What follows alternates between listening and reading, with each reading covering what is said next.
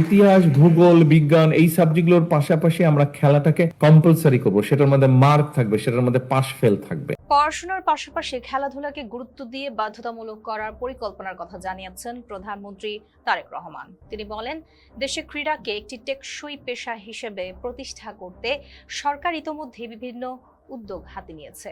সোমবার সকালে নিজ কার্যালয়ে আয়োজিত ক্রীড়া কার্ড বিতরণ অনুষ্ঠানে এসব কথা বলেন তিনি। অনুষ্ঠানে প্রাথমিকভাবে 129 জন ক্রীড়াবিদদের হাতে ক্রীড়া কার্ড তুলে দেওয়া হয়। এই কর্মসূচির মাধ্যমে প্রথমবারের মতো খেলোয়াড়দের নিয়মিত বেতনের আওতায় আনা হয়েছে বলেও জানানো হয়।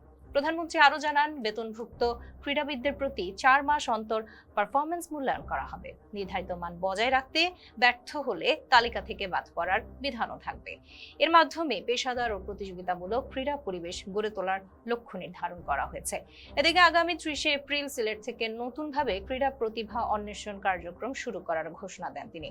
অনুষ্ঠান শেষে অংশগ্রহণকারী ক্রীড়াবিদরা সরকারের এই উদ্যোগকে সময় উপযোগী বলে উল্লেখ করেন। পর্যায়ক্রমে মোট 500 জন ক্রীড়াবিদকে বেতনের আওতায় আনার পরিকল্পনা রয়েছে বলেও জানানো হয়।